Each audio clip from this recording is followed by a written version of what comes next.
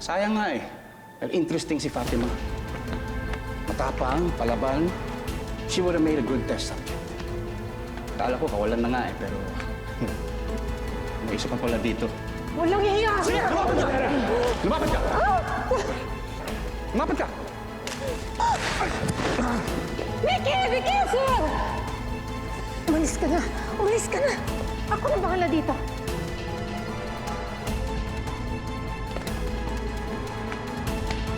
Agape! Kailangan na nating umalis.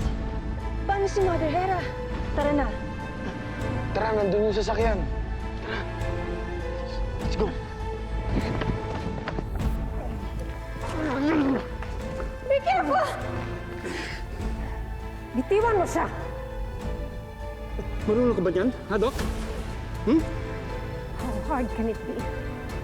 Naitutok ko ang baril na to sa taong tulad mo na mas masahol pa sa hayop. You are the worst kind.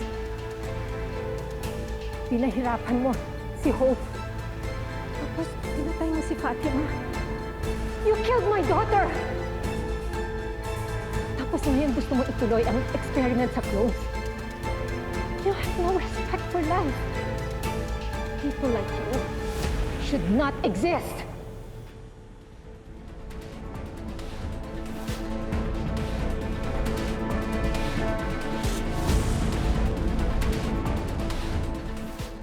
Talaga, Doc? Seryoso ka? Papatayin mo ako para sa mga clone na yan? Minamaliit mo pa rin sila. You have no shame. Wala talaga. Hindi man sila tunay na tao eh. Invention lang sila, Doc. Parang cellphone or computer. Alam mo yan. Di ba ikaw isa sa mga gumawa sa kanila? Scientist ka, Doc. Alam mo kung bakit natin sila inimbento o ginawa. Para mapag-aralan natin. Para mapag-aralan natin. Para makuha natin mga stem cells. Mga vital organs para ma-transplant natin sa mga tunay na tao.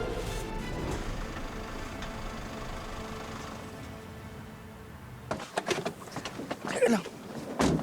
Ano nangyari? Check mo nga yung mga fluid.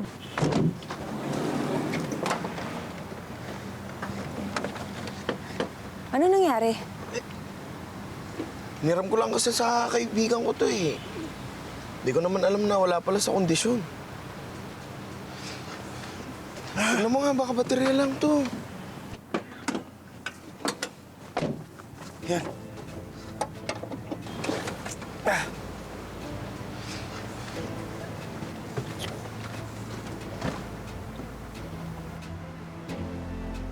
Hope, naisip ko yung mga sinabi mo sa akin bago ka umalis. Na-deserve kong mabuhay ng masaya at malaya. Sa totoo lang, gusto ko na nga rin gawin yung ginawa ni Fatima. Agape. Pero paano naman mangyayari yun? Kung hinahanap tayo ng mga tao at gusto nila tayong saktan. Paano naman tayo magiging malaya kung hindi naman tayo ligtas? Hindi yan ang dahilan kung bakit sila ginawa. Si Hope at yung mga clones, bunga sila ng pagmamahal ni Christian sa kanyang anak na si Bianca. Besides, hindi mo sila magagamit sa paraan na gusto mo. Dahil unstable ang DNA ng mga clones, kaya maraming namatay sa kanila.